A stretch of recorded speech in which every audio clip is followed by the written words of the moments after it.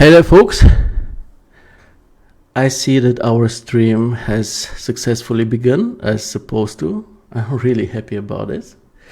Today is Tuesday, September the 26th, 2023. My name, as usual, is Theodor Vladov, and this is the fourth episode of Keeping It Realistic. As you know, in this show, we are going through all the works that have been posted in the Chaos Campus Facebook group within the last week, talking about their strengths, but also pointing out their weaknesses and suggesting possible ways to improve them. I see some of you already online and watching. Hi Tihan, hi Aman, Gwen. Hello everybody, glad to see you. Welcome to the show. Before we officially begin, because we have a lot to talk about today, hello Helen, hello Georgi. I want to make two quick announcements. First of all, I changed some of the stream settings for higher ones. So we now have higher bitrate. It was 2.5K, now it is 6.5K, and we have a higher output resolution. So if you have some issues with that, please let me know. But if you also see the show better, then also let me know. I'm really curious if it worked. And the next thing is that the next show, so next week's show, won't be on Tuesday as it always is, because on Tuesday here in Germany we have Tag der Deutschen Einheit, which is the German Unity Day. It's one of the biggest holidays in Germany at all. And so everybody's at home, there is no school for the kids and so on. So the next show will probably be on Wednesday, October the 4th, just so you know. And Amit kindly points out that today Teddy Theodora from Chaos has her birthday, so all the best to her. Be happy, Teddy, be healthy. We miss you in the group. You can just sometimes post something, just say hello. We're always happy to see you there. Thanks, Amit, for this. And with this being said, I think that we can jump right into the group and start talking about the projects, because there are a lot of works to talk about today. So first thing that we have is a project by Alessio. Let's read what he says. He says, a simple and nothing special project I made for relieve the stress I have those days. I want to expand the portfolio with more focused images instead of rooms and exterior. I try to achieve a good composition, color composition, light composition, of course with the help of some reference from Pinterest, made with Cinema 4D and Corona 10. Now, first of all, Alessio, this is a really nice and informative presentation with some background as to why did you decide to do this image, the software you used for that. Just one thing I don't like about it, and this is calling your own work nothing special. This is not a good thing. It makes you look like you don't respect your own time and your own work.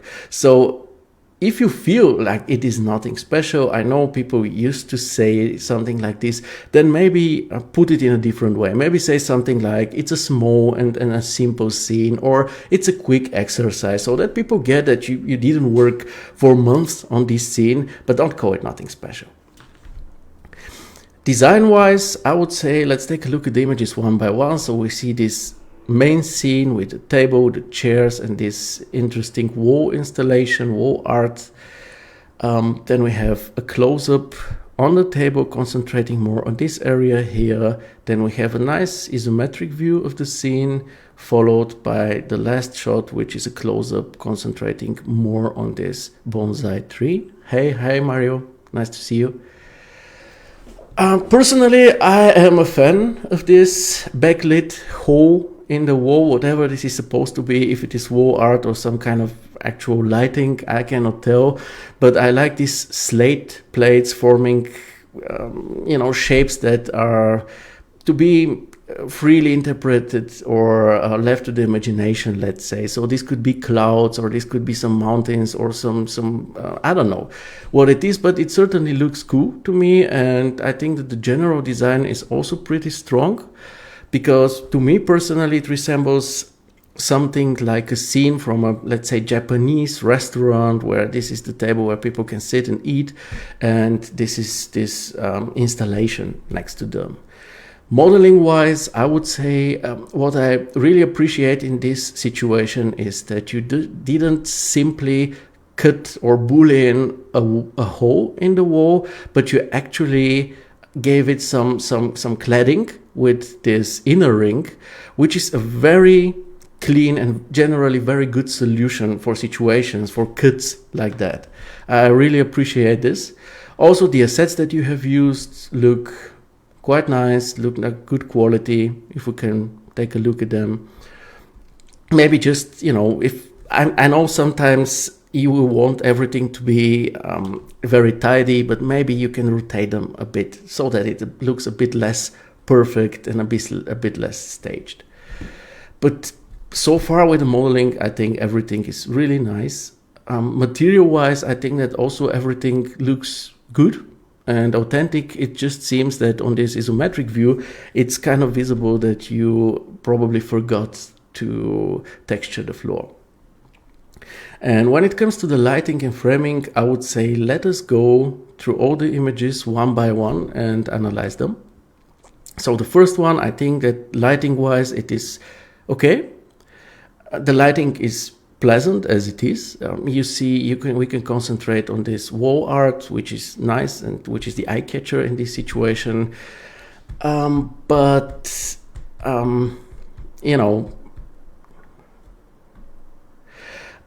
it comes to the framing or the cropping, so to speak, I think that cutting this, what we just said is an eye catcher, isn't the best thing possible, because it is an important part of our image and you have cut a part of it out. So what I tried is I played around with it and I extended the cropping of this image so that this circle is complete and not cut anymore, and I would say that I like it more this way.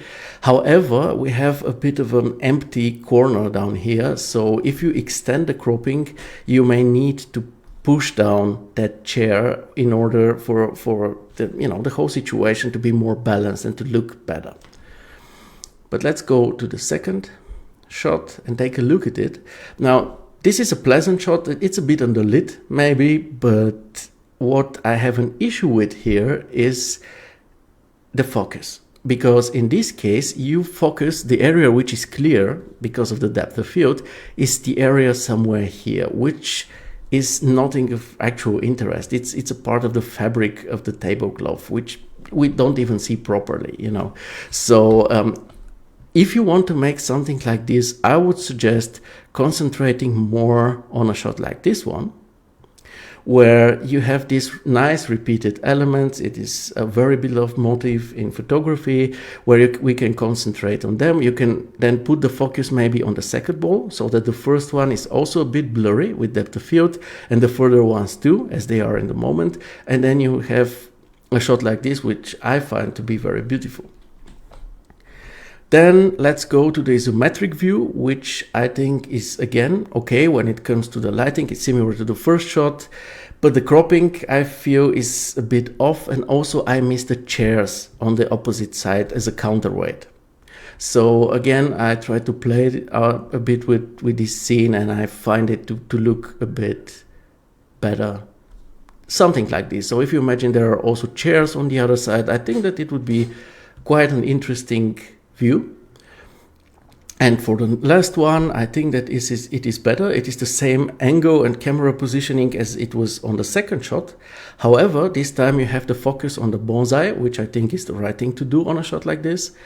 You also have good lighting on it. Maybe if you can, turn the lighting a bit, so lower it a bit, so that we get more light onto the green part of the bonsai and not only on its trunk.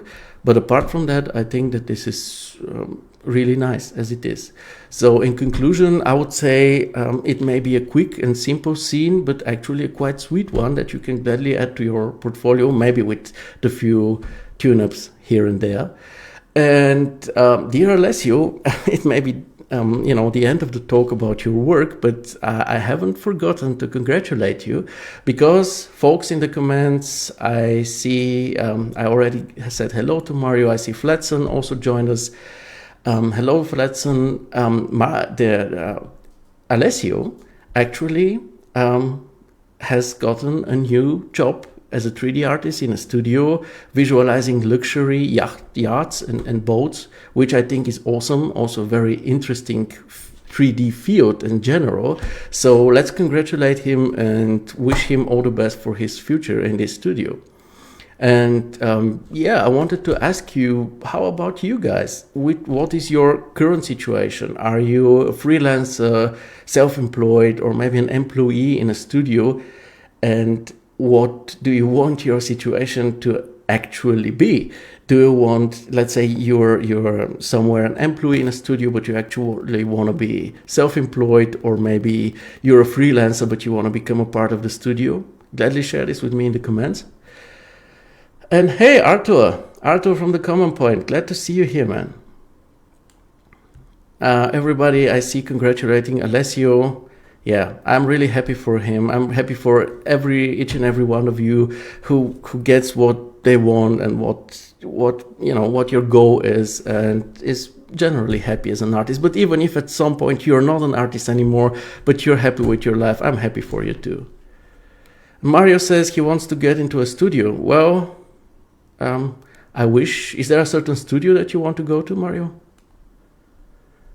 Well, I'm scrolling up to the next work, which is a very interesting comparison by Georgi. Let's see what Aman has to say. I was running a studio earlier, but currently freelancing, also looking out for a good remote opportunity in RFS. Aren't we all, Aman? I absolutely feel you. But yeah, you can maybe tell us more at some point, or maybe make a post about it in the group on why you don't have a studio anymore. Why did you decide to become a freelancer, or what moved you to this decision, or were you forced to do it by the circumstances, for example.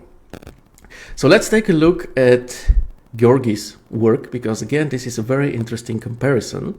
He says, hello. Here is another rendering of mine that I made recently. This work is from earlier, and I thought I would update it. The idea is entirely my own and has no references. I am very interested in the opinion and evaluation of the public. Work is done in 2 days. Render 1 is the new version, so this one is the new version. Render 2 is the old version, and it is done in Max Corona with Quixel assets and Photoshop. Chi joined us. Hello, Chi, glad to see you. So let's take a closer look at those images. Regarding the presentation, I would say it's really nice, informative description. We have the reasoning behind the image, and again, we are in for a very interesting comparison. So this is the new image. So as far as I understand the situation, Georgi improved as an artist, so he got back to this scene, which used to look like this, and reworked it with his new knowledge in order for it to end up looking like this. And if you ask me, this is a step ahead, and this is something that really paid off in this situation. Because if we make a direct comparison, I think that the new image has a better framing. Like this looks like, you've learned from the Common Point guys, this very dark framing in the foreground makes us focus more lightly on the main eye-catcher and object here, which is the building and these parts here. Also, it has better lighting, in my opinion. There are so many Georgian Georgis here. Yeah, one more joined the chat. Georgi from Parallel, nice to see you, man. Here, man. So yeah, the Georgis are all pretty good, to be honest. But yeah, taking a look at this previous image Georgi made, it is overexposed. The focus is lacking. It's difficult to point out where exactly to look because everything is overly lit up. So I think that the new version is clearly an improvement. But let's go through it point by point and see exactly more in detail why it is better, or if there is some things to change and to update about it. So about the design, I think this is a classical architecture building surrounded by gardens with pavilions and fountains, which makes sense. It's a coherent design, if you ask me. Also, it has a nice scale to it, so you feel that this is a large mansion or whatever it is. You kind of can sense the scale, which I always enjoy in works. I gotta ask myself why you decided not to work with references, though, because when you work with references, you don't have to exactly recreate them. There is no obligation there. You can use a reference for each and every part of your work. You can have one for the buildings, one for the type of fountains, one for the roads, for the garden design, for the lanterns. So each element of your scene, not only scene elements, but stuff like framing or lighting, can be done with references in order to end up being more realistic. So there is absolutely nothing wrong with them. So I'm really curious to know why you decided not to use any in this situation. Regarding the assets, I think they mostly fit the scene too, go together well. What I don't like this much design-wise are those walkways here. To me, they resemble something like a tennis court surface, which I don't think fits a architectural situation like this. Also, the pathways are kind of too messy and dirty in the moment, because we don't have an autumn scene or something where you just sweep all the leaves and once you turn around, it's all full of leaves again. This is clearly a summer situation, and if we have so many fallen leaves in the summer, that means that nobody has cleaned up here for weeks maybe, which makes the whole situation look almost abandoned. Also, I think that the scene is a bit too cramped with stuff, maybe. So, we have the building, and then we have two types of fountains. Then we have the pavilions, the lanterns, the benches, the gardens, the statues. It's a lot of stuff to look at, and I think that it can be reduced, to be honest. Let's continue with the modeling. I think that from what I see here, the modeling looks nice. Not much to say about it. It seems that you have built this main building out of those modular Quicksilver sets, and it looks nice. You have a small mistake here. You just have to fit it up to the right, and then it will look better. But generally, it makes very much sense as a building. It looks good to me. So I think we can move on to the materials, who again look pretty okay. I think they probably need a bit more fine-tuning, because you see, the same way you did it with the ground floor and the upper floors of this building, for example, you have the same tonality, just the ground floor being a bit darker, which looks nice, very convincing for buildings like this. But then let's say you have the fountains and the pavilions, and the other fountains all have different materials, which is kind of untypical for situations and buildings like this. You see, when stuff like this was built, it was usually a master plan, and everything was planned ahead. And this is why most of the stuff that was built from the same material and has this very harmonious look to each other. So the fountains and let's say the pavilions and the building have more or less the same materials. And in this case, in your case, they're very different. So we have one material on those fountains, second one here, third one here, and then the building material. I think this is probably a bit too much. Also, your roof currently looks kind of untextured, to be honest. It looks like a clay model. What I can recommend to you in a situation like this, which I think will fit the building a lot, will be an oxidized copper roof. As you see on a building like this, for example, it very much matches the style of the building. And what's more, you have some of the green that you have a lot of down here also on your roof, which is always a nice touch, if you ask me. And yeah, this floor, we already talked about it, is not suitable. I think you need something more classy and luxurious, and even gravel will look better than what you currently have as as a floor material. And if you want it to be red, I'm not sure this must be, but if you want it to be red, there is also red gravel.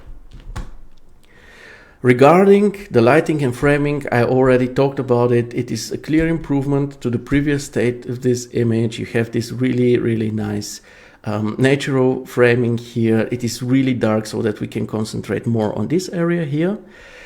So we have a nice composition, we have good light, but I feel that the whole scene is a bit underexposed, to be honest. So I played around with it a bit. So this is your initial scene, and what I did was exchange this floor material, brighten up the image. Not here, this is still your default image, but what I tried to do on the next image that I will be showing you is I tried to brighten up the facade, darken up the sky a bit, and exchange this texture down here, which ended the scene looking like this, which personally I think is, when it comes to lighting, is better. Also the composition, because the building now sticks out even more. And in the next step, because I already told you that I think that the scene is a bit too cluttered with stuff, the lanterns, those statues are a bit too much for me. Also the water on these fountains, I actually removed those, which made for this image that you see now. And in this case, I think that less is more, actually, and I like it this way the most. So yeah, this is my, let's say, proposal for further development of this show, of this scene of yours. But in conclusion, I would say that this is, first of all, great that you decided to go back to this exercise or scene with your new knowledge and try to, put it to use there and improve the final outcome. I think this is really great, and it actually paid off because the scene is even better. So now with the feedback, you can maybe even take it a step further and make it just glamorous. So yeah, I see that Alessio just joined us and he has missed the beginning of the show. Sorry, Alessio, but you can just watch the recording right after we finished here. So, but yeah, generally it was a great project of yours. And I see people are happy with the touch-ups I did. Thanks for that.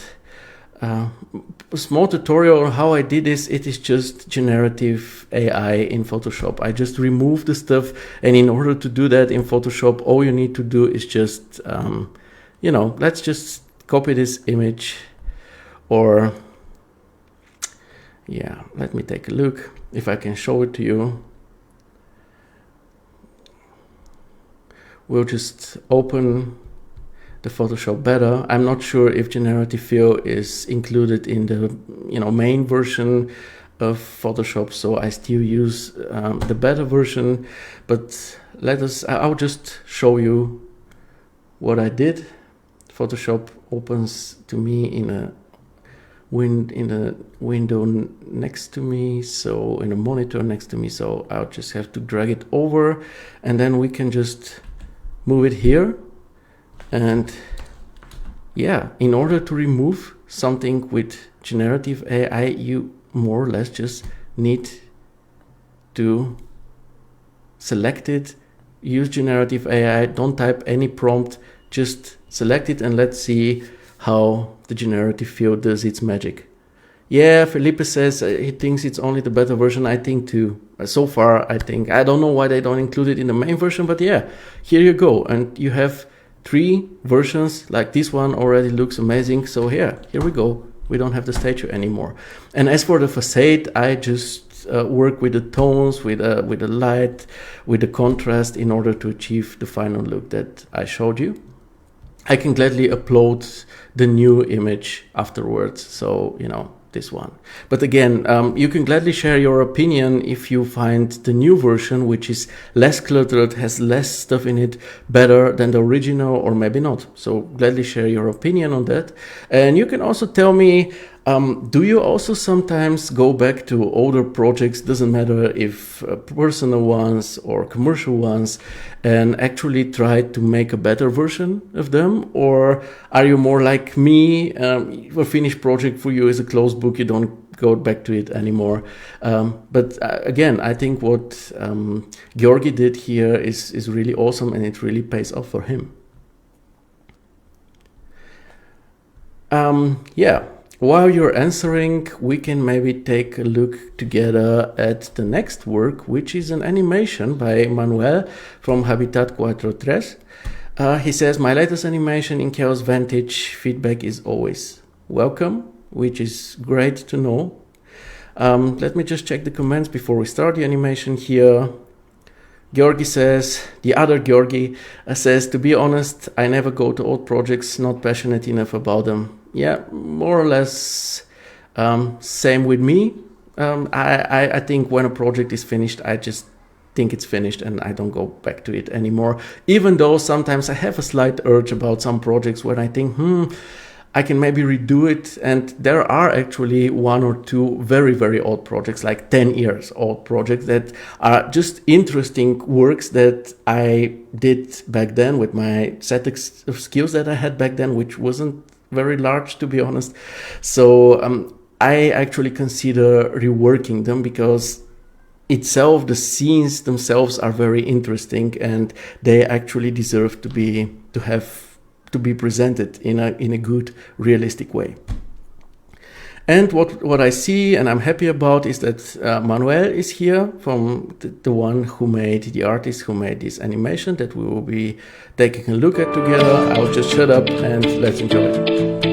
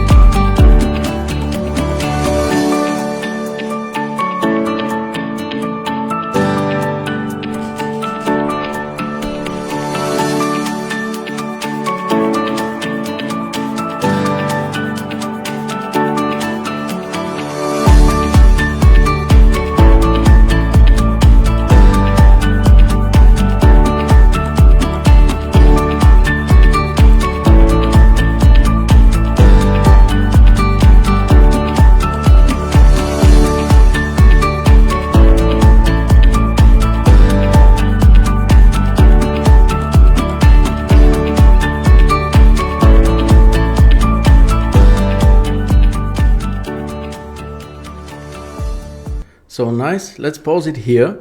Also, in the meantime, Manuel filters up with a bit more information. So he says this project is for a developer in Seattle, Washington, probably a full week of work between modeling, texturing, rendering and animation.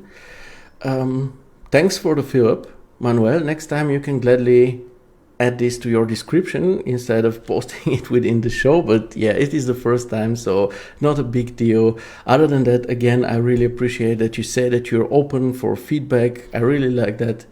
I also want you to know that that I'm not an expert on animation. I don't do animations normally, but I gladly watch them, and I have watched a lot of animations, so this will be more of a review on the viewer's side. What I'm really happy about is that there is even some reviewing in the comments happening. Georgi says, first thing I would say is frame must start already in motion. It will make the animation more cinematic. I absolutely agree. At around 0:45 or something, we had this moment where we have a static camera that suddenly starts moving. Sound here. You saw that, where the camera is static and suddenly starts moving. It feels very staged and very unrealistic, in my opinion. Generally, I would say I would just let it run without sound. Generally, I would say that the camera flight is pleasant to watch. You know, it's quick enough not to be boring, but also, you know, smooth enough not to make you dizzy. There are no sudden movements like somebody who was drunk made the video. The panning around the houses is nicely paced, if you ask me. As somebody who just watched this video, again, I'm not an expert. There is also no stuttering, so I would say the animation on a technically seen is pretty fluid, and that the video is quite informative in general. But maybe, first of all, maybe it is a bit too long. Maybe it is a bit, informative, but a bit boring. I mean, I don't mean it in any personal way. It's just not the most interesting video that I have seen. I don't know how you feel about it, but gladly share it in the comments. Regarding the lighting, let's take a look at this final shot, because it's actually one of the more pleasant ones to me, at least. I would say that the lighting is good. It does its job. It is positive. It is optimistic. Has a nice vibe to it. This has a nice visual clarity to the scene. And when it comes to let's say modeling and materials, let's talk about this point together. I would say that it's a bit of a mixed bag. It's okay when it's seen from afar, but from up close, even though it has details, it is not really realistic. It reminds me a bit of a screenshot or an animation from one of these city builder simulation games, like SimCity or something, where I'll just show you. I'll just show you something like this. There is actually a lot of detail to the buildings. Even if you zoom in on them, you see there is the antenna and the chimney and all the detail on the windows and the stairs and whatnot. But it kind of doesn't look photorealistic. You know what I mean? Also, the materials look kind of, basic and cartoony. I'm sure that they render way quicker this way, even though I'm not a Vantage user, because I'm a Corona user. I cannot use Vantage. But yeah. So yeah, everything is a bit cartoony. Even if you take a closer look at the facades, for example, you will see that it's not no actual glass, but it is something like a blurry mirror. And also, if you take a look at the landscaping and the material here, I cannot even tell if this is actual scattered grass or if it is just like some material with displacement or even without displacement. I cannot really say. So yeah, it's not realistic. And when it comes to the atmosphere, I would say it's also not very atmospheric. Like it's informational. It gives a lot of information on how the houses look, on the streets they are on, but it provokes no real emotion. And maybe to counter this, you can try setting up a more moody and interesting lighting, something like a sunrise or sunset maybe, because this midday lighting is a bit generic in the meantime. Even though it lights up everything nicely and makes for a clear image, it is kind of generic, the blue sky and the sun. You can also maybe have some more interesting storytelling angles, like this one, for example. This very last frame is actually one of the better angles in the whole animation, at least to me, because we're standing under this tree, which adds a bit of storytelling to the whole image. So maybe, I don't know, maybe place a camera here as if somebody's going down the stairs and looking upon the houses on the other side of the street, something like this. Also, I think that the sound plays an important role, so maybe try adding some fitting sounds to the whole scene, something like crickets, birds, children playing somewhere, city sounds in the distance, wind. You can also animate, the whole trees and shrubs and something so that they move slightly in the wind, something like this. It adds layer for layer. It adds to a more realistic and more authentic final look, in my opinion. And when it comes to the music in general, I would again urge you. I know tastes are different. I know that there are licensing issues and so on, but I'll still urge you to not to take music like this, because it's like something you hear in an elevator or in one of these promotional touristic clips that made by the city marketing, who invite you to visit a certain European city, like Dillenburg, the pearl in the heart of Germany, or stuff like that. And then you have this music playing in the background. So maybe try different music that suits maybe the situation or the location more. And in conclusion, I would say it very much depends, about this animation, it very much depends on what you actually wanted to achieve. So if you wanted to achieve a very photorealistic, real-looking animation, this isn't the case yet. Because, in order to make something that looks very realistic, it should look, in an animation, it should look realistic as a still image as well. So if you placed a camera in front of this building and you made a still shot of it, it should look realistic. When it doesn't look realistic, then it means that, it won't look realistic as an animation as well. But on the other hand, if you wanted to just, if it is your first try with Vantage, for example, if you're more or less new to this, I think that it is a very good start on your side. Also, I don't think that photorealism always has to be the answer. Sometimes there is something called style, which you can also use. You don't have to be photorealistic the whole time in order to be convincing. I'll just show you something that I don't know how many of you know, but I also, next to, realistic visualization, I also use to do stuff like this, what you see now, which obviously is everything else than realistic, right? But images like this, these are, of course, a few years back for competitions, but images like this were actually often preferred when it comes to competitions here in Germany, contrary to some really very specific photorealistic renderings where every texture needs to be exact and every angle of the building needs to be exactly made. So, it's a matter of perspective, I would say. And what I see here is that you say that about the textures, most of them are from Chaos Cosmos. What other resources can I use?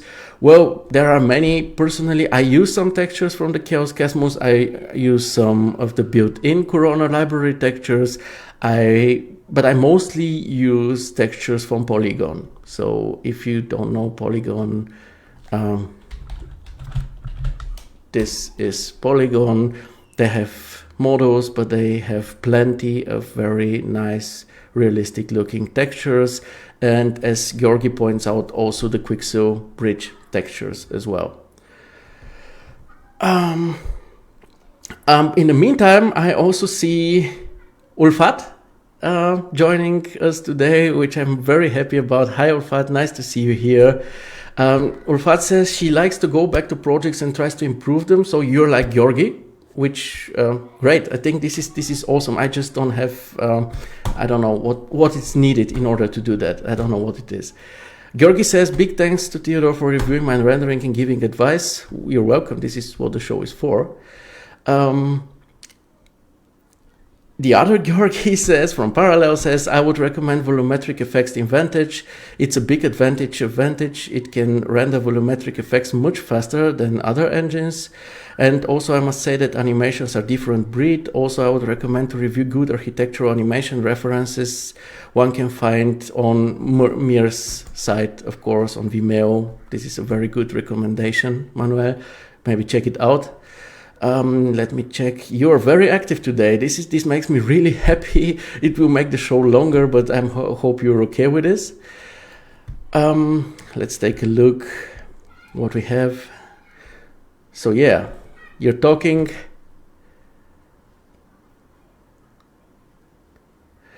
Helen says, I don't know if it's the improved settings or my poor coverage, but today the stream is sometimes lagging. Does it lag for you too, folks? If it does, for the next show, I will tune down the settings again. But Mario says no lag for him. And as art, Abdi is here. Glad to see you, man. Great stuff, Theodore. Thank you. You're very, very welcome. Well, I would say Let us move on. If you folks can recommend something to Manuel, gladly do so. Maybe a tutorial or some courses or something so that he can learn, because at some point he said, well, he has seen and viewed lots of tutorials, but he feels like he has hit a wall. So if you can recommend him something or help him out, please do so. And on the other side, from what you just filled us in on the information regarding this project, I also have to say that 1 week isn't really a lot of time when it comes to about animation, which is almost 1 minute and 40 seconds. In order to properly build everything, this is not one building, there are lots of them, and the whole landscape and texture everything and then animate it properly and so on, it takes its time, and I'm not sure that 1 week is enough for that, to be honest. Okay, seems like it doesn't lag for anybody else rather than Helen. It's maybe because she's down in the garden and we don't have such great coverage there. I think we can move on. I will skip this announcement because later we will talk about it more, and we arrive at Abba's work. He says, where imagination meets innovation, CGI from Block 17 Studio. The software is 3ds Max, Chaos Corona, and Photoshop. You can see the project in higher quality, you can follow, you can reach out to them. Nice description, Abbas. All the information needed is there. But generally, given the educational character of this group, I would ask you to please adapt your text or your descriptions to be less, promotional and more project or content oriented. As for the images, I found them to be very nicely varied, very consistent, even though there are like 3 exteriors and 2 interiors. Maybe the last one sticks out a bit more as opposed to all the other 4 before that, as if it is slightly colder, but other than that, it makes me really click on them and see them in a larger view because they are really nicely varied. So let's do that, actually. So we have the, let's say, classic street view of the whole villa with the courtyard and the wall around it. We have this really, really nice, I don't know exactly why, but for some reason I really enjoy this shot. I think it's very casual on the one side, but on the other it is kind of very informative and atmospheric at the same time. Then we have this central view of the main part of the house from the inside of the courtyard. Then we have this really, really cool kitchen and then the living room. So design-wise, I don't know what to say. Everything makes sense to me. Everything looks good, not much to add. When it comes to the modeling, I also didn't see much to talk about. Looks like clean, solid, quality modeling. Only thing I saw is that I think that you're missing the curbs on, the foreground side of the walkway. But yeah, this is not really a big deal. Material-wise, similar to the modeling, I think everything looks quite good. Maybe while we're here at this street, I think that, this asphalt looks pretty new, which is nice. Why not? It very nicely corresponds to all the doors here. But then we have this zebra crossing, which looks like it has been there for ages. So maybe the used look is a bit overdone on this one. Same with the decals, they're kind of like maybe a bit too nasty. Maybe a small crack will do a better job here. And here this manhole cover I think is a bit too dark and kind of sticks out a bit too much. But again, this is a bit more of a nitpicking. When we come inside, I would say maybe try to give your main facade material a bit more of a visible structure. Now, I know sometimes in order to achieve that, we have to overdo it a bit, but I don't think that this is something bad, The same way you have done down here. If we take a closer look at this one here, you see there is a slight concrete structure to it. It's very subtle, but it is there. So maybe try to achieve something with a bit of bump, something like a stucco facade or something like this. And the last thing when it comes to the materials is this carpet here, which doesn't really look realistic if you ask me. So I would say maybe use more displacement on it or hair and fur modifier. But yeah, so much for that. When it comes to the lighting, I would say this sunny midday lighting fits this type of architecture very much. It does a nice job. It has nice mood to it, good shadows, especially in this area. A lot of the atmosphere of this shot comes from the nice shadows that we have here in the foreground and in the pool. Yeah, on the interiors, it's a bit strange because here again, very nice framing and compositioning through light. As you can see here, the foreground is dark, so this situation here really nicely sticks out. When it comes to the interior, to me at least, it seems like you abandoned the sunny mood and you actually work with an overcast sky, because I can see no real light beams or something somewhere. It's not bad. I mean, overcast always makes things look, let's say, closer to how they are actually supposed to look. There is a very good, color display through this cloudy or overcast sky on the outside, but it kind of doesn't completely fit the sunny mood that we had previously on the exterior. So my question here is, why did you choose to go with overcast lighting for the inside? Or are the angles or the lighting angle is chosen to be like that no direct sunlight reaches the interior spaces that you decided to visualize? When it comes to the framing, let's start with this shot. Really nice central perspective here, really nice again central perspective, but as a street view. Then again, this shot that I really like with really good framing, I think mostly because of those two trees here that act as a counterweight to what we have on the left side. Then we have this one we already talked about, and this one. So to me, every framing here works greatly. It is awesome. And in conclusion, I would say that this is just one great project. I'm not quite sure if it is a commercial or a personal one. I don't think you included this information in the description, but if it is a commercial one, I think that the client can really be happy. The only thing I have to say is that maybe the introductional shot is a bit generic, like something we have seen a lot of times. If you're, let's say, in the VW Art Club, you see lots of shots like this, which it doesn't make it any bad. But if you wanted it to stick out more and to gain more attention, you could have gone with a different light mood, let's say some sunset or sunrise, or I don't know, very cloudy for this first shot in order to attract more viewers, if this is what you are after.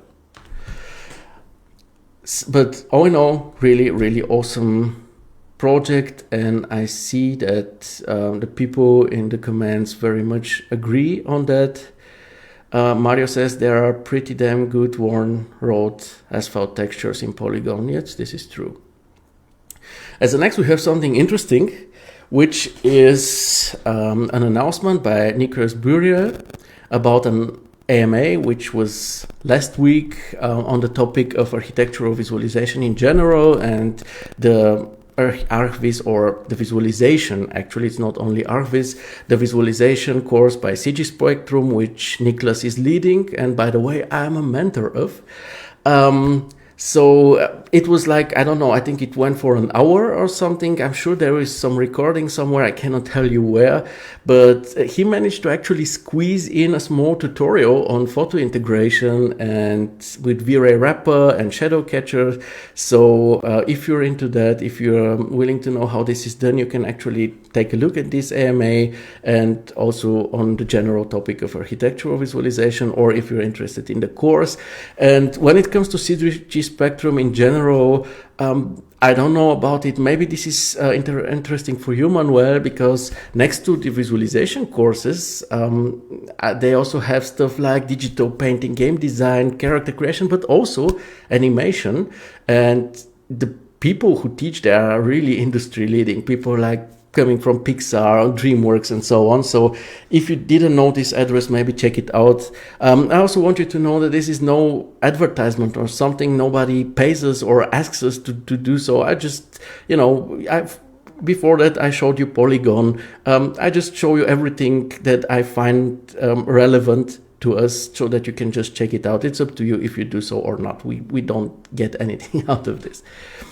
And let's continue with the announcement of the last Chaos Campus live show episode number 19 with Jain Banks and Sam Large from Recent Spaces. I don't know if you managed to watch it live last week. It was a very sweet talk. The dudes presented some nice AI tools, and they have integrated in their general workflow. They talked about photogrammetry, about the processes in their studio. They showed a few projects, answered questions. So if you have missed this and you're curious to see, there is a recording of it in the group. But this leads me to a small rant, let's call it. Just before I begin with this rant, Arthur says something. It could use a dark, deep blue sky since the facade is super white. I suppose you refer to this one. Yeah, I can. Yeah, maybe such a strong contrast will actually do some wonders here. Agree with you. But yeah, the rant is. I mean, I don't mean bad, but we're keeping it real here. We're honest with each other. So I wanted to just share some thoughts with you. I hope this is okay. So yeah, you may call me biased or something, but I gotta say that I know of no other group that has its own 2 dedicated shows that are exclusive to it and also absolutely free to watch. Like this one, because there is the Chaos Campus live show, and there is our show that we currently have in this moment, the Keeping It Realistic one, and they're all, dedicated to the community. And, the way I feel about this is that this is one of those situations where we are presented with something, and it is up to us to decide how we gonna go about that something and what we're gonna do about it. Just as an example, the same way there is social media and some people use it to keep in touch with friends or with relatives, to present their works or to be a part of communities and discussions, while others use it to spread child pornography. There are many ways of using something that is available to you, let's say. And if we take a look at those 2 shows and the group in general, the group was established like almost 2 years ago, if I'm not mistaken. It's absolutely free. It's an educational community. The only way, only thing that you need in order to access this group and become a part of it and a part of the community with it is to just answer a few questions, accept the community guidelines, the rules, and then you're in. And when it comes to the show, it's pretty much the same. With the Chaos Campus live show, what you gonna do is just register and book a seat in order to attend. And with our show here today, it happens directly in the group. So what you gonna do, all you gotta do is actually show up, right? But then at this point, it becomes up to you and to each and every one of us, not only you but also me, what we do with what we have, So let's take maybe a closer look at the Chaos Campus live show, right? So as you know, it is moderated by the one and only Nikos Nikoropoulos, a really awesome artist and guy in general. And he's inviting all of those really, really interesting guests and vastly different guests from really, let's say, young, promising, inspiring artists. Somebody like Iannuzzi, for example, up to some really, really big studios who have huge, very prominent clients, work on multiple continents and so on. And what's more, it's not even only ArchViz. Nikos has had in his 19 shows so far, there have been photographers there, people who do environmental design, people who do light design, somebody like Katia Kolovea, for example. So it's really full of a broad spectrum of topics that are interesting to us and that we maybe some of us didn't know even existed in our visualization or 3D field. And what's more, and this is like the most important part, this show is not a recording. It is actually a live stream, a live show where you get to ask questions. You get to really reach out to those people, and those are people who are actually very good in what they're doing, and you can ask them stuff that is on your mind.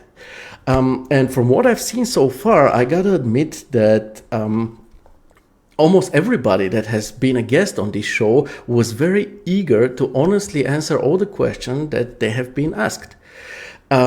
So again, it's up to us how much we do out of this, because let's say the last show, I think more than 100 people attended, which is a wide audience if you ask me. But by the end of the show, I think it was a handful of questions asked by the audience, which I think is a bit of a pity, because again, we have those people who are very good at what they're doing, who are willing to answer our questions, and all we have to do is just ask them. And there is so much to ask, it's like you can ask the people, let's say you see they do very realistic landscapes, so you can ask which software do they use for this, which let's say a set library they use for their greens. You can ask so many interesting things, like where they get their inspiration from, what they do, where they don't come up with nice ideas, if they sketch their scenes before they actually make them, or if they start doing it and then just try to figure out. There is so much we can ask in order to get to, extract the most knowledge out of them.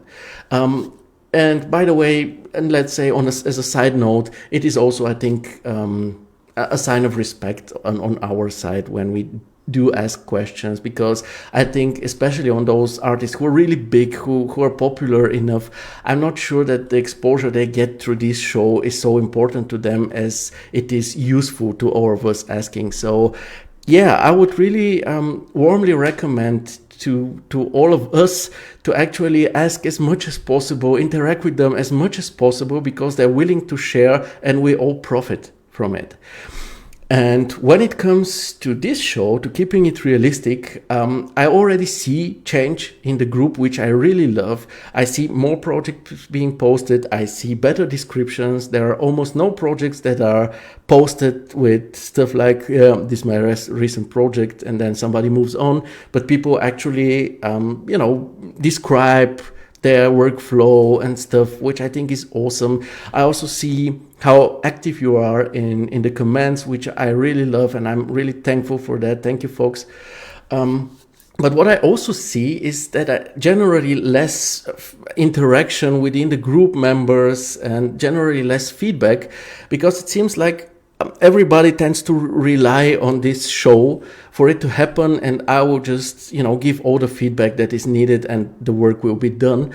But in reality, this is not enough. This is just my part. This is what I'm doing. Okay, let's say it's a bit taken to the extreme, because it's this live show which takes long and I talk about all the works. But other than that, I would say that this is, we need all the feedback as much as possible. On this show, on this live show, on the last live show with Recent Spaces, somebody asked them how they managed to deliver constantly good quality. And the folks said, well, every week, I think it was Monday, we sit down together and we discuss our projects. We talk about them, where they can be improved. So what you can say is that they actually provide each other with constructive feedback. If you look behind me, you will see a red book. I don't know if you see it, I cannot say, but this is the book by Mir, the Mir studio that we already had in the comments today, arguably one of the five best visualization studios worldwide, at least in my opinion. And as soon as this book was published, I purchased it, I read through it, and there I saw the same. They sit together, they discuss their projects, and try to up each other, try to get the best out of each other's ideas in order to achieve the best final result possible. So you see, nowhere did I read about this one person who's the feedback giver, the dedicated one, and everybody else just listens. No, everybody has to tune in and give their ideas, because the more, the better. When these opinions of yours or feedback is well meant, it's meant to help, and it is honest, it is always something good. You cannot do any wrong there. And remember, if you do so, if you give somebody feedback, nobody is obliged to agree with it. You can just say, you know what, I saw this image and I didn't like this and that, and the artist reads it and is like, sad for you, it's actually cool, I don't agree with you, and that's it, right? So this is like the worst case. But in the most common case, people will actually read through that and think, oh, they don't like my furnishing. Why is that? Let me check some references and so on.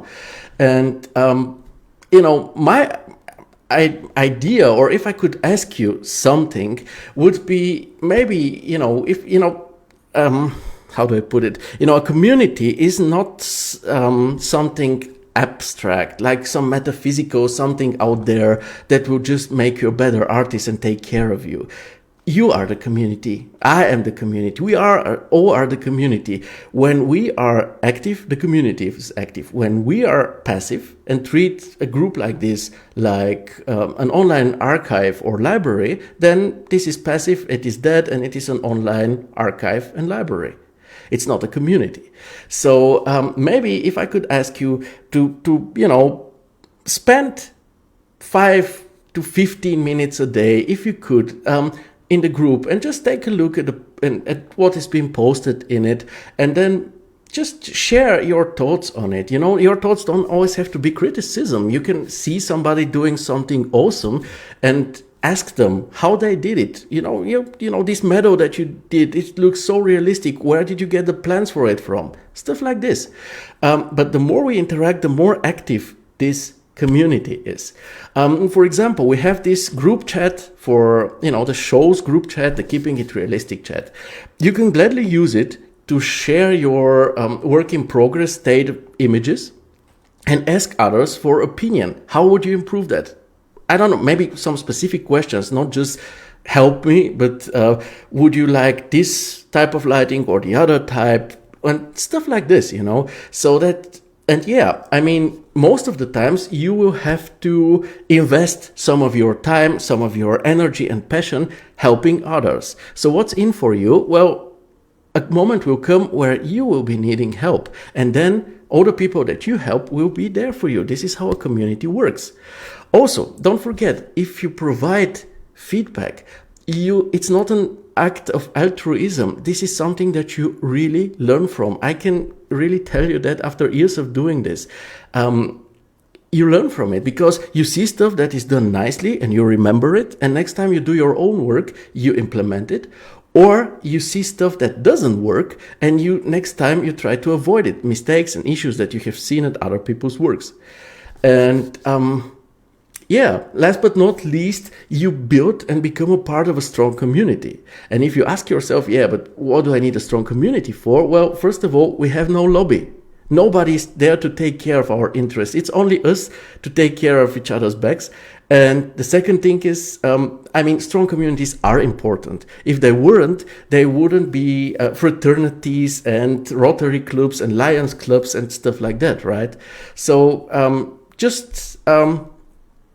urging you to be active, to be open, to interact with the others, to share your opinion and your thoughts. They don't have to be correct. They only have to be honest and well meant. This is enough. And after this small rant, you can gladly let me know what you think about all of this. If you're still watching and haven't left all of this because of this rant, let me see. Felipe says he agrees. Abdi says have to jump out. You know the deal. Really enjoyed the session so far. and we'll watch the recording again for sure. Thank you very much for all the valuable inputs. Appreciate it a lot. Keep up the greatness. Theodore Vladov, you rock. You rock too. Thank you very much. And I think that now that I'm done with this rant, again, gladly let me know what you think about this. We can continue with Flatson. Aman says, fully agree. Great thoughts, Theodore Vladov. Thank you. Glad you see it like this. Let's see if anything changes, because I really believe in this community, and I really believe that we can help each other and push each other to become actually better in what we are doing. Mario agrees too, Aman does too. Dope. Let's take a look at Flatson. Flatson says CGI living personal project modeled and visualized by Flatson. Softwares use SketchUp and V-Ray 6. About I created this project using as a reference an image I saw in a tutorial on the Chaos YouTube channel. By the way, check this channel. There's really cool stuff there. I really liked it and decided to recreate it on my own style, I have left the link to the video for you to watch, and I hope you enjoy my version as well. So let's take a look at this video. I think it is a part of a series of videos where this space is being created step by step from scratch, which I think is awesome. You can follow it and just recreate this space, or what Flatson did here is make your own take of it, which I think is awesome. Generally speaking, presentation-wise, I really like your presentations. They also have a good style to them. Along the text, the description part looks really nice. If you ask me, I love this about. This is something that I personally believe that every work deserves and needs, because again, you have spent so much time working on something, then you can spend another 1 or 2 minutes to write something like this. I personally do it on every work of mine just out of self-respect, and honestly because I have also learned it like this while studying architecture. Because sure, one can say the images that should speak for themselves, but truth is that it is always better to evaluate and view the images when we know some backstory, at least the way I see it. But yeah, I think that talking about the presentation, it is great. Also, the images look nice and fresh. Let's dive in and take a look at them. So this is the main scene, which is the recreation of this one. And then there are 3 very nice atmospheric close-ups. Design-wise, I don't know if there is much to talk about. It's a simple yet very pleasant catalog scene with a positive, optimistic mood to it, very inviting to the viewer, I would say. I'm not sure about the toy car and these blocks down here. We have the toy cars in this scene too. I find them to be a bit foreign to this scene, but maybe this is a matter of taste, let's say. Modeling-wise, I think that the modeling is pretty good. There isn't a ton of it, but it's fine. The assets are quite quality. Only this round rug down here looks kind of strange to me. It looks like this, dough that you have and you roll together to bake after that. There is this Bulgarian cuisine called banica that you can buy by street vendors that looks like this. And yeah, when it comes to the materials, again, this is what bothers me, because this rug looks a bit untextured to me, to be honest. And maybe when it comes to the materials, that glass material here needs some caustics to it to look more realistic. Other than that, I think that especially the fabrics, but also the floor looks really, really good. You can take a look at this. Here is also a very good model. Lighting, again, the lighting is totally pleasant. Really like it, really inviting to the scene. And when it comes to the framing, let's go to it shot by shot. I think that this is a good central perspective framing, but I would extend the cropping more to the right and to the bottom to give the whole scene a bit more space to breathe. So I experimented a bit with this, and yeah, so this is your initial scene. In the first step, I removed this wall art that you have here because I kind of found it distracting and maybe too dark. Again, I think this is maybe a matter of taste, but you can gladly let me know in the comments what you think about this. Personally, if it was my scene, I think that I would have placed the vertical garden on the wall to the right, so that it is here, we have something darker here as a counterweight to these backrests of the couch here. But again, this is something one has to test out and see if it actually works. And yeah, in the second step, what I said, I wanted to extend this image, the cropping of it to the right and downwards, and this is the final result. And I think it looks better this way. When it comes to the close-ups, I really like this one. It's really very inviting. It's like, come sit, take a drink, read a book. Awesome. This one also very good because of this very blurred depth of field plant in the foreground, which makes for a wonderful mood in this shot. Also, usually, you know how it is difficult when we have the lighting coming from behind the camera. Images made like this tend to become flat, but in this case they are not. This is not the case. And on this last one, I'm not sure exactly why somebody would need two iPhones, but let's say this is a weird flex. I'm too old to understand because I'm an Android user. And yeah, all in all, I would say this is some great exercise, and I find it awesome that instead of just copying the original image, you decided to give your own take on it. I think this is great. Let's move on. Now this is the second project from Abbas. You know the rules. It's one project per artist per week, so I'll have to skip that. But from the general look of it, it looks quite pleasant. Only thing I have to say just quickly is that those grouts are too large. If you try to imagine a coin falling from your pocket and disappearing in the grouts, then you know that they are too large. Okay? But other than that, it looks very pleasant. The tone mapping, the color scheme looks cool. Here is the recording of this Chaos Campus live show that we talked about a lot. So if you missed it, really make sure to check it out. There are really, really interesting tools that they also present, not only their works. And then we continue with something which is very interesting. It's a mix between, a practice study and a tutorial, actually, by Janita. Before I read it, I'll just take a look at what Chi says. I do agree, Theodore, honest and well-intentioned comments in the group are what we need. Yeah, we absolutely need this. I very much believe in this. This is why I do this show in the first place. But this is, again, just only me. And we need, the more feedback we get, the better.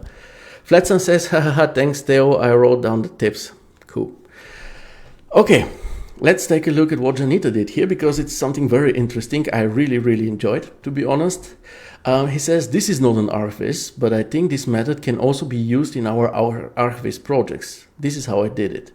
First of all, I agree, this can be used in archivist projects. And second of all, this group is not about archivists only. It's an educational community, and please don't understand it in the wrong way. Educational doesn't mean that it's just only for beginners or total rookies. It's for everybody who wants to develop themselves as artists and become better at what they're doing, even skilled and very seasoned artists.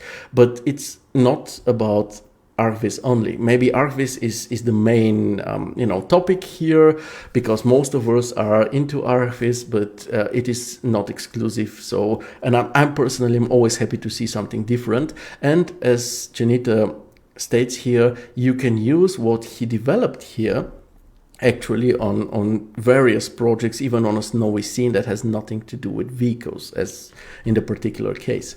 So let's go through his steps. So first step is mixing the vehicle material, which is a V-Ray multi-sub texture. You can imagine that. So all the different materials of the car are a multi-sub material with a snow material. So he mixes these two using a V-Ray blend material. And in order for the blending, step 2, he's using a V-Ray dirt in order to have all the blending around the edges, which I think is a really smart solution. Step 3 is tweaking the V-Ray dirt settings.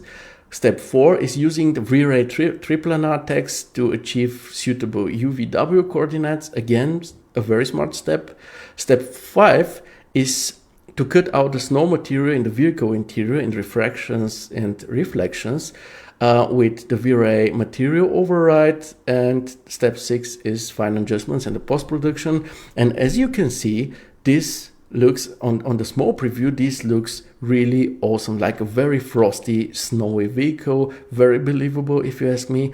Now, once we enlarge it, it becomes visible, it becomes kind of that it is, the whole thing is solved with a texture, because there is no real substance to the snow, there is no displacement or, as real snow there. It looks more like frost and a low poly one for that matter.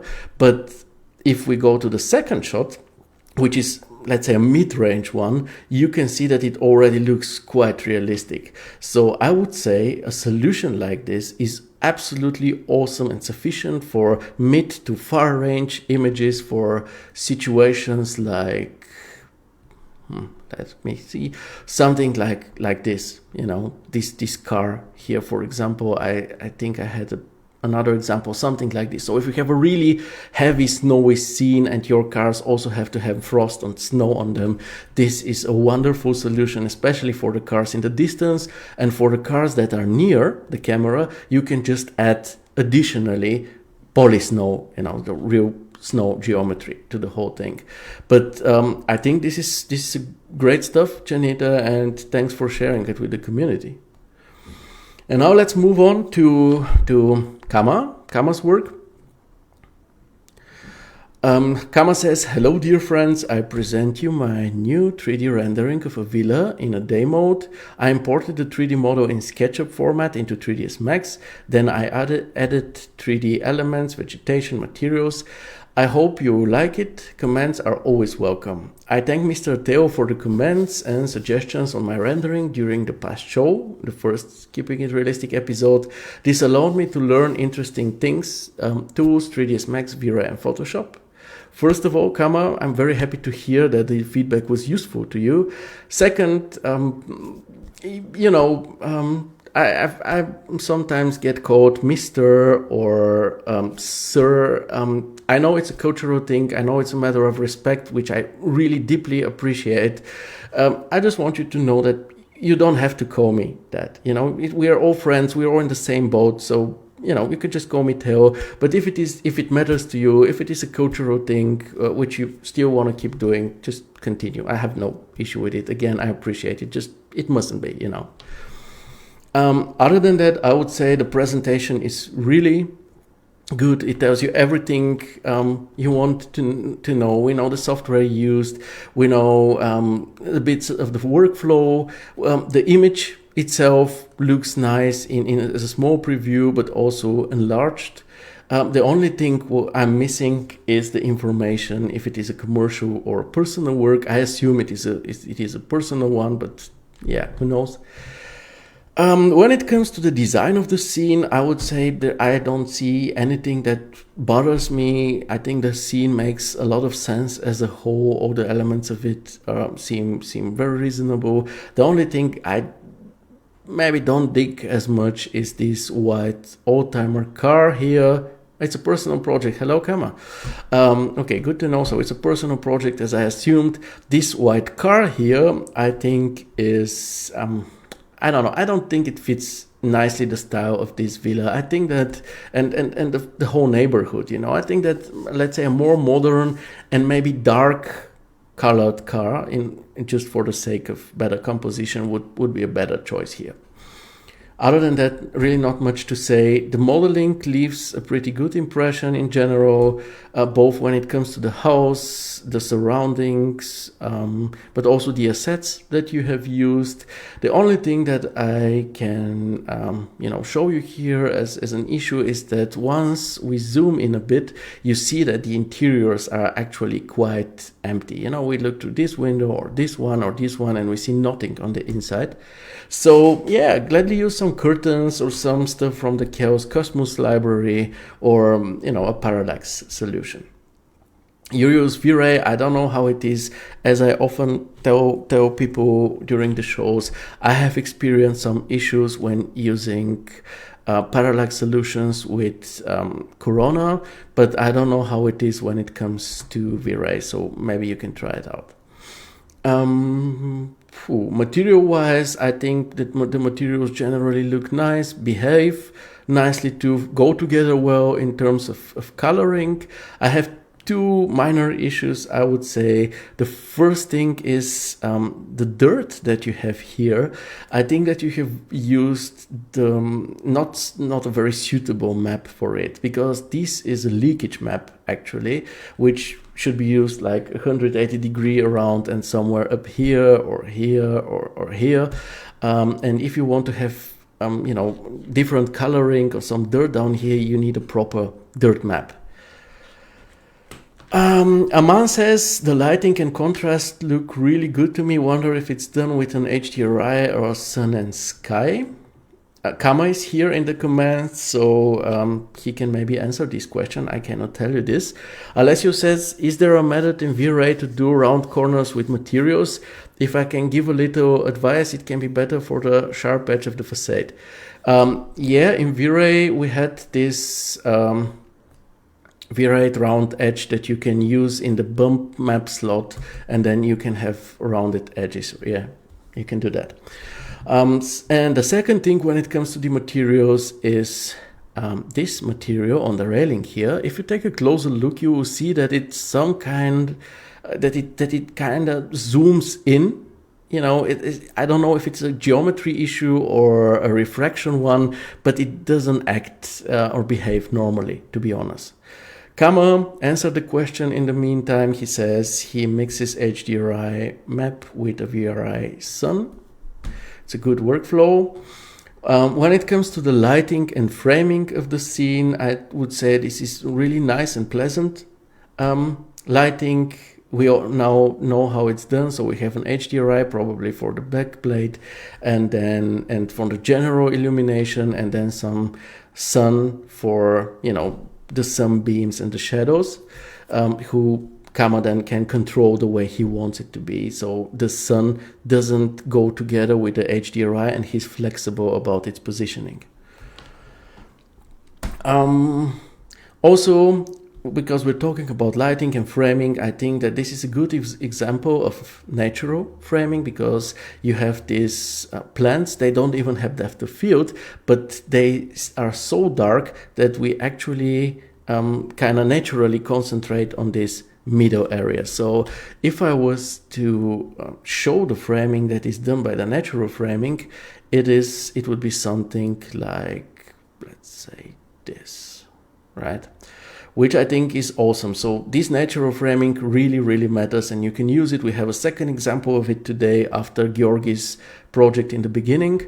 In my opinion, you can actually have some shadows falling from the trees, coming from the left, falling onto the street, so that you make this natural framing even smaller, something like this.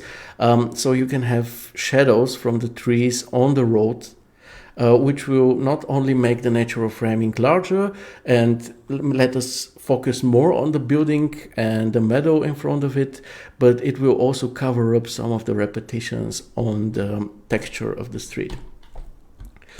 The dude here with the dog is actually a very good addition to this scene. First of all, nicely implemented into the scene. Second, he is not only a counterweight for the bright parts of the image to the left in front of these very dark shadowy areas here, but he also adds to the storytelling and the whole atmosphere of this image, because you see it's probably some laid back area where people just walk their dogs, and then everything is chill and easy and nice, which is always great. So yeah. About the image balance, I'm not quite sure about the positioning of these three, and I want you to know it's not wrong. There is nothing wrong with these three, because there is a certain monotony to the facade behind it. So placing the tree in front of it breaks this monotony. So this is a great thing. But on the other hand, I think that the image becomes a bit too heavy to the right side and a bit too light to the left side. So I experimented a bit with this, and I removed the tree from its initial position and I placed it to the left so that it is a counterweight to this heavy right side, and I think it kind of looks better. And given that now we know that it is a personal exercise that you're doing here, I think that you can go a bit wild with it and do something like this. In a situation like this, because we now have a big object in the background to the left, you can keep the tree here and you can even make the image a bit wilder and a bit cooler. Why not? But maybe just final word about the scattering. The scattering is okay, but I found it a bit too uniform, both in the foreground and when it comes to this grass area here. So gladly add some variation, some imperfections, like small weeds here and there or small mini plants, maybe some areas that are less dense than others, maybe longer grass around the tree because it's difficult to mow down that grass. So it makes sense when it is a bit longer around the tree trunk. And also gladly add some scattered leaves on the street and also on the meadow. It will make it look less uniform, and when it comes to the street, it will counter the slight repetition we can see here and here. The same way you did this dude, you placed him on this very visible element of the texture in order for it to not stick out as much. But in conclusion, I would say this is one awesome test personal project. Let's take a look at the commands. Kama says he replaced the sky in Photoshop. Why not? There is, in Photoshop there is this function which is sky replacement, which is more or less an AI function. So it's easy to replace skies, really easy nowadays. Alessio says, I will see the end of the show at home. Thanks, Theodore. Yeah, have a great evening, man. Now let's continue with Christos. Now it becomes really interesting after almost 1.5 hours of this show, but we have something new and we will try something new right now. The thing is, Christos has 2 projects posted, but they aren't done by him, but by his teammates. So we have this one project done by Abderrahman. We know him. We already talked about projects of his. Last time we talked about this mountain project done by him. And the second project Christos uploaded is this one, which is done by Nguyen. So in this case, given that there are 2 different artists, I will make a small exception and make 2 quick reviews instead of 1 full review. Okay, so what we can now try and see how good these quick reviews are for you, if you like them, because if we make quick reviews, obviously the show will be shorter, but on the flip side, we won't be able to go so in depth as we do right now, going point for point. So Christos says, here is a high resolution preview of an ongoing 3D project in Greece.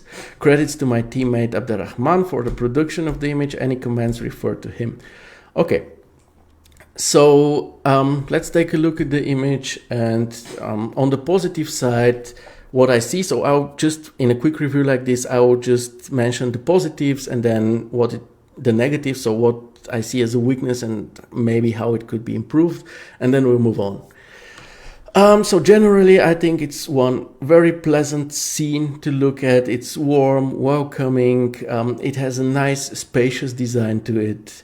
The modeling, I would say, in general, looks good. The materials seem fine. They go together well. They have a lovely warm color scheme to them. The framing and lighting is good. Chi, I saw you in the comments. So you know how we talked about your house in Scotland last time, and on one of the scenes where you had a sunny outdoor situation, we talked about how the sky is overly blue, overly saturated, and overly clear and visible. If you take a look at this is more like how it should naturally look like. If you have an interior shot, usually the exterior is overexposed. So yeah, these were the good points to me. So most of it is really awesome as it is already. On the negative side, I don't have really much to say. My main issue here are those beams up here on the ceiling, because first of all, I find them to be unauthentically rounded, like they're so heavily chamfered that they are almost like round. I don't think this looks really authentic. Also, the mapping of them is kind of problematic. First of all, the direction of the wood vein isn't the right one. It should be going along those beams. And secondly, if you take a look at an area like this one here, for example, you see that the mapping, the UV mapping isn't really proper the way it is in the moment. So I would suggest either using a triplanar texture or maybe unwrapping, obviously. Also, the way that the beams are joined together doesn't look really natural. It looks like they're just clipping into each other, and I really suggest that you boolean them, and so that you can chamfer this area here. While we are at the ceiling, let's take a look at this one. So it looks like the displacement looks a bit rough, and in order to make it better, I suggest just going to the performance settings of Corona and setting the displacement pixel value from 2 to 1. And the last thing is the set repetition that is visible on some of the cushions. Let's say these 4 here, you see the same element on them. So one way to fix that is to actually fix the geometry using soft selection prior to the final render, or you can do it in post-production with a stamp tool in Photoshop.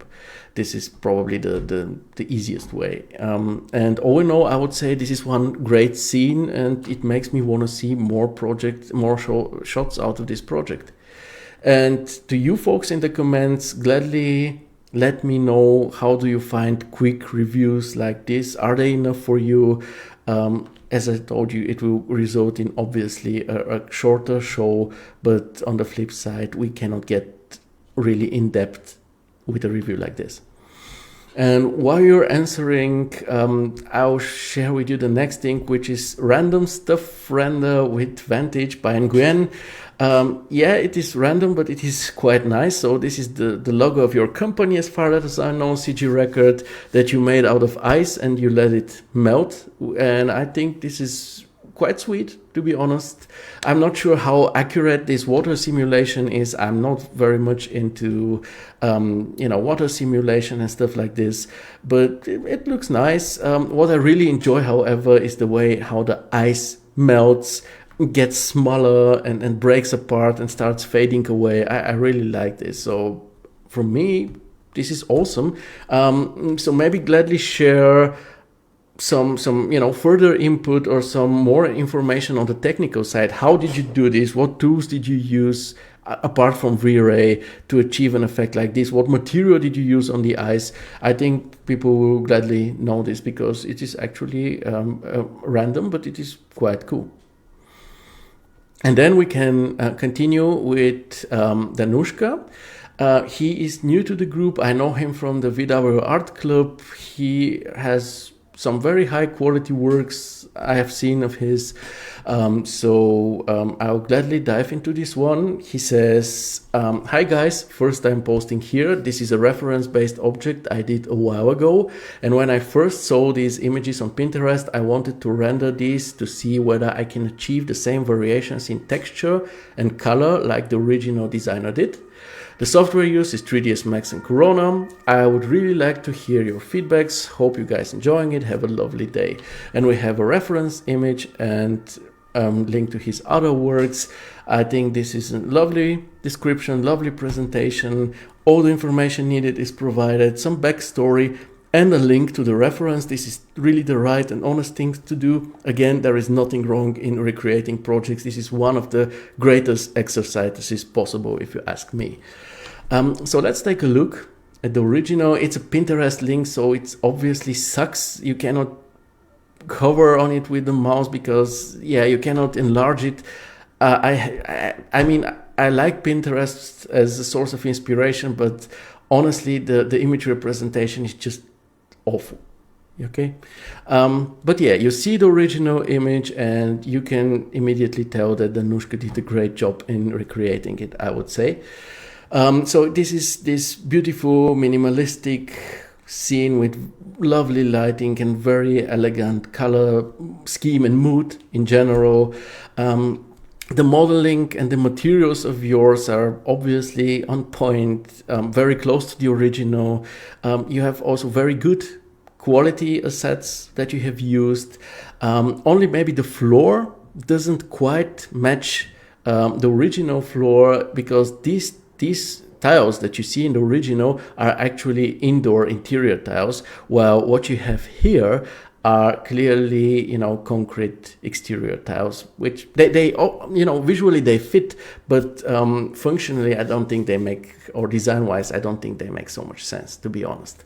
And when it comes to those small trees, I actually want to show you something, because you see the trees in the original have just only a few leaves on them, and yours have way more. So I think you know how this is done, but for those of you who don't know, if you don't mind me, I will show you a very, very, very quick and easy tutorial on how to reduce the density of the leaves on your plants.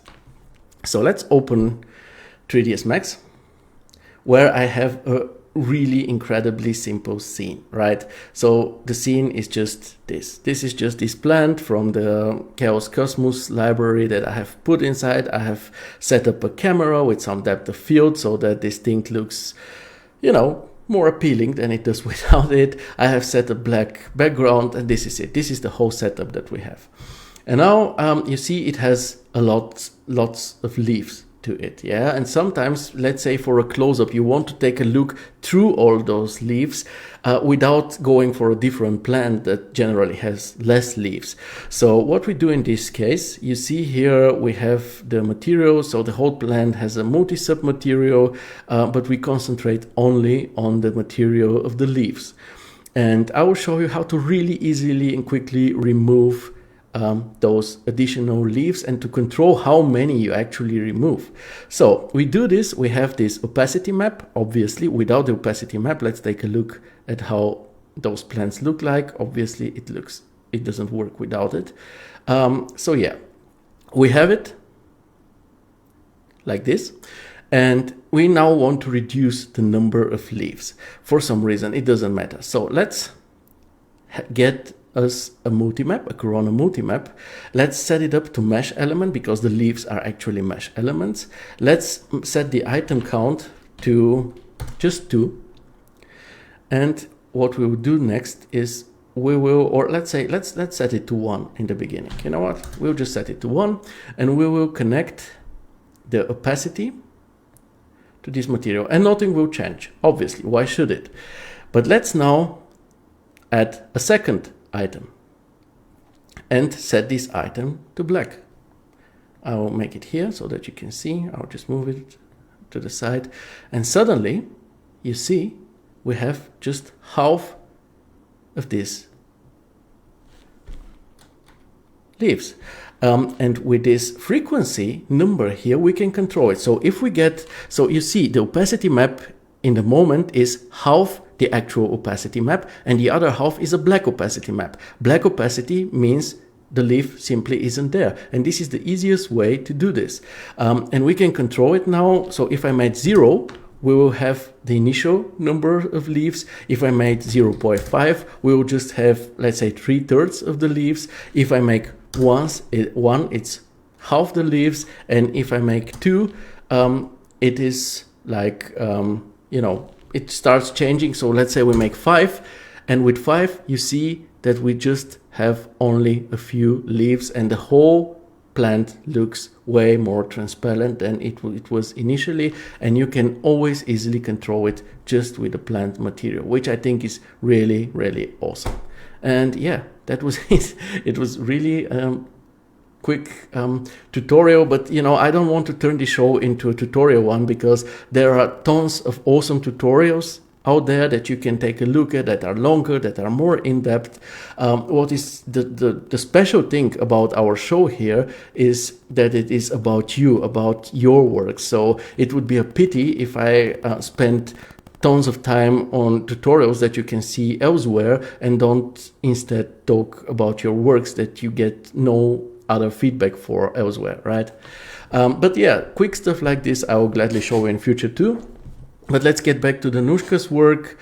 When it comes to the lighting, it is really nice, really soft, makes for a beautiful composition, actually on all shots, not only the main one. You see also this one, really, really beautiful shot. Great also as an advertisement shot for this lamp, for example, just as an idea for those of you who do product shots. If we compare to the original one, I will try to, fix it like this so that I don't see all the ads when I hover my mouse. So if we take a look and analyze the original shot, you will see that, let's say, the main light fall or the main light area is somewhere here, and when it comes to the shadows, there is a soft gradient of the shadows from dark to bright, starting from the left and going to the right. Now if we go back to Dhanushka's work, I don't think he's in a comment, so I talk to you in general, you will see that there is some difference here in the lighting. So with Dhanushka, I would say that his main lighting focus is somewhere here, so it's a bit displaced when it comes to a comparison with the original, and also his, there is no such a smooth gradient between, the darks and the brights as it was in the original. So there is, let's say, this was wrong, there is kind of a border here between dark and bright.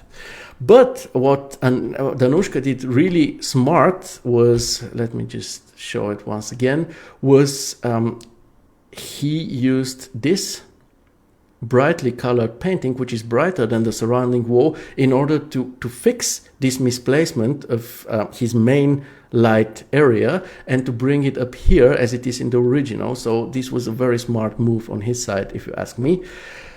As for the framing, great angles, all of them are really, really pretty to me. Again, if he had a bit less leaves on that plant, this image would look even better, if you ask me. But I would say this is one great recreation and a dope exercise, and I'm looking forward to seeing more projects from Dhanushka. And now let's continue. Let me check the comments. I learned that trick on the Viz Academy channel. Pretty cool trick. Mario, yeah, I learned it there too. And Felipe is also thankful. Cool. Let's continue with the second Christus project, this time the one done by Nguyen. So this again will be a quick review. So I will just talk about everything positive first and everything negative after that. So I would say this is, of course, a very complex project to model. We have difficult topography to work with, also lots of work in general, lots of buildings and roads and walls and whatnot. Also the materials, I think, look generally decent. They fit together well. I think they also fit the location, because this is in a 3D project on a Greek island, so they have to kind of fit this Mediterranean vibe. The scattering looks nice. It has some nice substance to it, so it just doesn't look like a flat grass, which could look like a texture from this distance, but it actually is grippy, and you see that there is some that it is there. And the framing works for me too. It properly shows the whole situation here on the hill.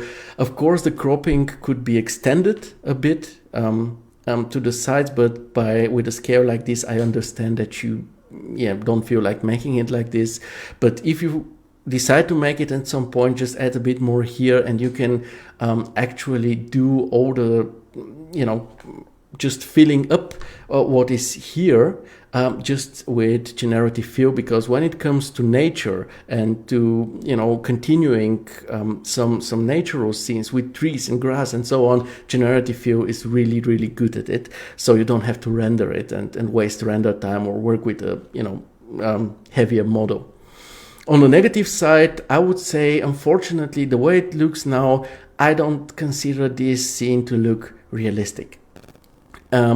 And I mean, despite all the good work, it partially looks like an architectural mock-up model made out of, thin wood or something. Just take a look at this area here, for example. This really resembles models that we used to build during architectural study.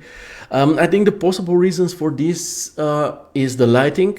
first and foremost, I think that even though the current lighting is, it gives some shadows and so on. You see it here, for example. I don't think that it is strong enough. I think you need stronger shadows, stronger lights for more three-dimensionality, so to say. Also, I think that the materials and the scattering is also kind of too uniform. The materials look kind of too new. And the scattered plant is too evenly scattered, if you ask me. You see how it immediately starts looking better in areas like this, or this, or this, where there are some imperfections. It looks way more authentic immediately. Also, there is a general lack of detail to this scene, if you ask me. So here it's lacking stuff like, chimneys, decorations, potted plants. Of course, people. Something like this needs a lot of people that actually use it. People that walk around, that use the pools, that sit in the cafes. So it needs a ton of people, if you ask me, and generally more detail. Let's say this pool here, if it had some steps leading to the deeper parts of the pool, it will also have some nice gradient that is visible from above that makes the scene more realistic. But in conclusion, I don't know, you say it's a preview of an ongoing project, so maybe everything I criticized is yet to come. I don't know this. But yeah, I mean, other than that, it is really promising, and I can't wait to see the final result of it. And to you folks in the comments, this is the second quick review we did today, so please tell me, how do you feel about it? How do you like it? Is it useful to you, or is it too rushed, maybe? And in the meantime, I will continue with Aman's work. Aman says, "Hi everyone, sharing renders from a recent personal project, a calm living interior space with neutral grey tones, soft greens and warmth of wood and rustic finishes. Comments and suggestions are welcome. The inspiration is the House of Grace by Bat Studio. Software is 3ds Max and Corona. And special thanks to Theo for his efforts and insights in this group. His feedbacks have been mostly helpful." Very pleased to hear that feedback, dear Aman. Thank you very much. I'm really happy that this show and the feedbacks I give here are actually useful to you. So let's take a look at the images. Maybe about the description, I like that you have mentioned everything that we need to know. Also your reference, let's take a quick look at it. I opened the 3 reference images. So we have this living room area, we have the other part of the living room, I guess, and the dining area. So let's take a look at your works now. So you see, I think it's a no-brainer to say that you did a great job, and catching up this spirit and the general look of those initial images. So these are the 3 images. This is the second one. This is my favorite one. I like it a lot. And then there is the dining area situation. Design-wise, I think it fits your description. Other than that, the design was given, so I would rather skip this point. When it comes to the modeling, I would say the modeling is good, it is clean, the assets that you have used are good. Only thing that I saw on this main first shot is there are 2 main differences. So first, this table here, you have, I don't know if you built it yourself or if you have chosen an existing asset, but I would say that this one doesn't really match the whole scene as good as the original one does, just because the original one is simpler. And given how simple it is, I think that you can actually reconstruct it yourself or remodel it and exchange this one. And on the contrary, when it comes to the wall art, you have used something simple, but I actually love the original wall art pieces that we have here because they are actually 3-dimensional. They even have a part that can be missing, that is missing here, which I think is awesome. And if I were you, I would model them exactly as they are in the original. I will put them in my scene here, but I will also use them in future interior projects of mine because they look really, really interesting. Even though at first glance they resemble simple wall paintings, right? Other than that, I would say the materials are good. They maybe don't always exactly match the originals, but I don't think that this is so important as long as you have captured the spirit of the original scene. Lighting wise, I would say the reference image seems to be more overcast, judging by the shadows here, while you went with a more sunny or, you know, more lit up scene, which I personally have nothing against. I would be just curious to know why you decided to do this, because let's say on a shot like this, you have this light coming from behind the camera, which, as you know, tends to make the images look a bit flat. But yeah, and the only other issue I have is if we take a look at the original, where is the original? I just screwed up here. Yeah, here is the original, and you see that there is something behind the curtains, behind the window. So there is something on the outdoor side. And if we compare with your thing here, you will see how there is just white on the outside, which obviously isn't very authentic. Mostly we have something that happens, trees or another house or something that's on the outside. So yeah, maybe put something, at least some plant silhouettes, a tree silhouette or something. And as for the lighting, you say you did it intentionally, just wanted to make it look more interesting. Why not?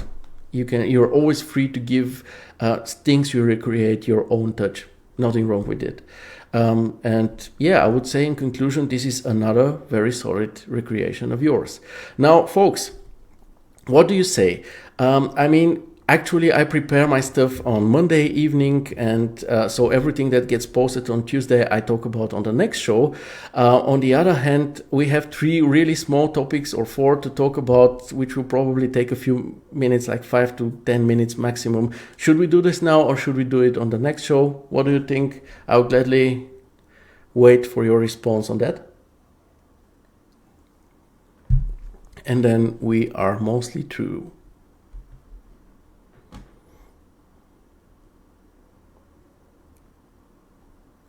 Please!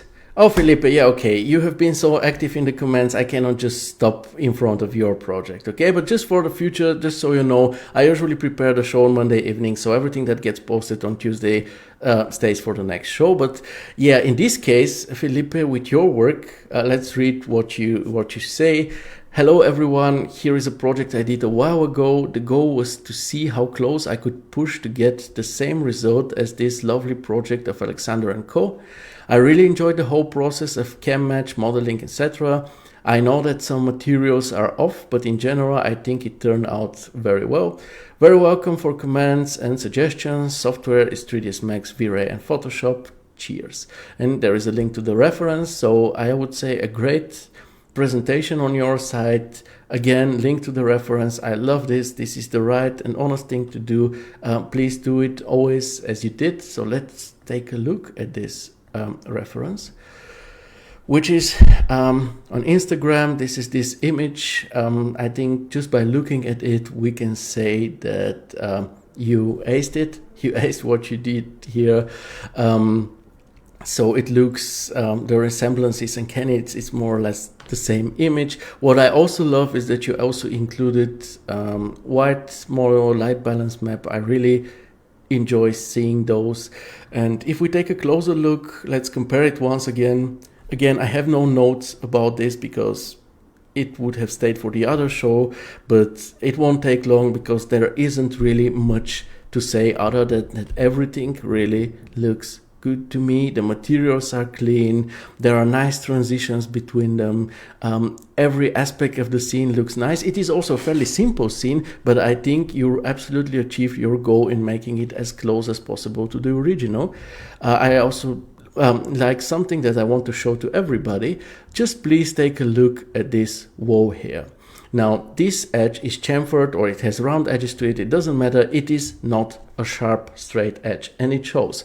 And you see, it not only shows, it pays off to him, because if it was a straight edge, this material will be visually continued by the material which is behind the mirror here. So it will look like it is one surface. But because this edge is chamfered or rounded up, we have this nice highlight here, which makes the geometry more perceivable, and then you see where this wall ends and where this one begins or is in the background, just by this small highlight. And this is a great representation of why not having sharp corners and sharp edges but rounded or chamfered ones is so important. This is just the best representation for that. Yeah, chamfers is life, absolutely. So yeah, and other than that, it seems to me that you have some smoothing groups on those panels here, which I think, I know I personally, I always remove smoothing groups. I know some artists really love to use them. I remove them because they give the whole surfaces, they give often this bubbly look with some shadowing, which isn't really natural for something that is supposed to be just straight and flat, right, as we have it here. So I assume there are some smoothing groups here, and if you want, remove them to get even closer to the original. But other than that, I don't know what much to say. It is just a great exercise, a great recreation, and you did an awesome job. And I love this small detail of the drain down here. Yeah, and that was it. I think we can just move on with the rest, which is an announcement by Claudio about Vantage 2.1. He says, take a deeper dive in what's new in the latest Chaos update from our own Simeon Balabanov, including support for NVIDIA Studio DLSS 3.5 technology, refraction glossiness, and scene state animations. So if you take a look at it, it is just a very short article with a video which is like 6 minutes long, presenting the new stuff that is to Vantage 2.1. Gladly check it out. Then we have an announcement by Georgi Zhekov from the Phoenix Chaos team about Phoenix being available as VDBs for Unreal. So he says, ever wondered how to seamlessly integrate mesmerizing simulation into your Unreal projects? In this tutorial, we're spilling the beans on importing Phoenix VDB caches and what are the common pitfalls you might encounter. Whether you're building immersive worlds or crafting jaw-dropping visual effects, the tutorial is your secret weapon. And you can take a look at the video. It's half an hour approximately. Hello, Phoenix people. And you can have Georgi pleasantly explaining you everything. He's very good at explaining. It's really understandable, even for people like me who don't really use Phoenix or into VFX or Unreal for that matter. And the last thing that we have for today is a work by Tihan done with Chaos Vantage 2.1, so with a new one, which is a very short animation on one of his scenes. You know his scenes, he is very much into these very detailed, very nicely looking, detailed, moody scenes where he lights up some interior and exterior lighting. I think it looks lovely. It is awesome. To me, dear Tihan, it would be even better if you actually added some fitting sound to this, just to take it to the next level, to get it to be more awesome, and maybe have one of those motion captured cameras that leaves the viewer just take a few steps and then maybe go up those steps, and then this exterior light turns on. I think this would be like amazing if you can do it. I don't know how it's done, so it is just an idea for you,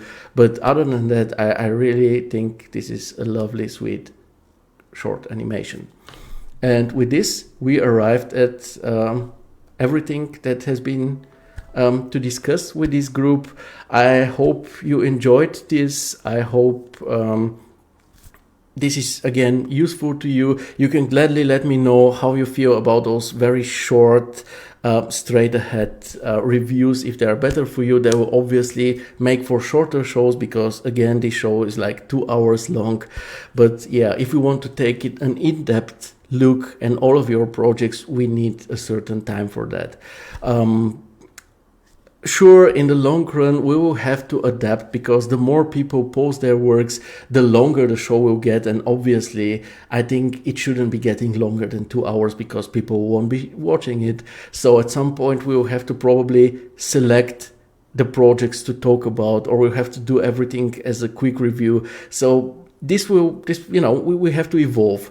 So gladly share all your opinions about the show, all your feedback with me, so that we can also discuss it internally with Kels and give you the best show and experience possible that is also the most useful for you.